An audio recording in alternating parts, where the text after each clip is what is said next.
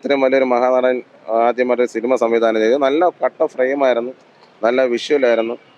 പിന്നെ ഈ സിനിമയുടെ ശരിക്കുള്ള കാര്യം എന്താണെന്ന് ഈ കാണുന്നവർക്കൊന്നും മനസ്സിലായിട്ടില്ല. അവർക്കൊക്കെ വർക്കൗട്ട് ആവണമെങ്കിൽ കൽക്കി പോലത്തെ വലിയ പടങ്ങളൊക്കെ അവർക്ക് വർക്കൗട്ട് ആവുള്ളൂ.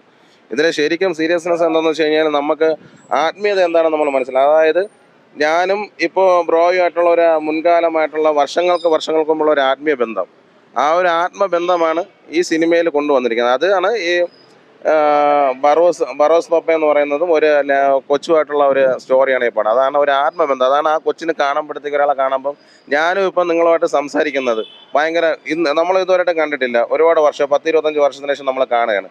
കാണുമ്പോൾ നിങ്ങൾ എൻ്റെ അടുത്ത് ഭയങ്കരമായിട്ട് അറ്റാച്ച് ആയിട്ട് ബന്ധപ്പെടുകയാണ്. അപ്പോൾ അതായത് നമ്മുടെ ആത്മീയത ഒരു ആത്മബന്ധമാണ്. അതാണ് ബറോസ് പപ്പ എന്നുള്ളൊരു ഇത്. സൂപ്പർ അടിപൊളി രക്ഷയില്ല. 3D pucca directed by Mohanlal. അടിപൊളി പടം ഫാമിലി പടമാണ്, നല്ല പടം. കാണാൻ പോകുന്നതേ ഉള്ളൂ. കൊള്ളാം അടിപൊളി പടം. ഒരു ഫാന്റസി ത്രില്ലറാണ്. ഫാമിലി ഓഡിയൻസിന് കുട്ടികൾക്കെല്ലാം ഒരുപോലെ ഇഷ്ടമാണ്. 3D എഫക്റ്റ് ഒക്കെ അടിപൊളിയായി ചെയ്തിട്ടുണ്ട്. വേറൊന്നും പറയാനില്ല. മാർക്കോ വേറെ ജോണറാണ്, അതൊരു മനസ്സിലായല്ലോ നമുക്ക്. എന്നാലും പടം സൂപ്പർ ആയിട്ടുണ്ട്. ലാലേട്ടന്റെ ഡയറക്ഷനിൽ കിടിലൻ പടം തന്നെയാണ്. അടിപൊളി പടം, നല്ല അടിപൊളി 3D എഫക്ട്സ്.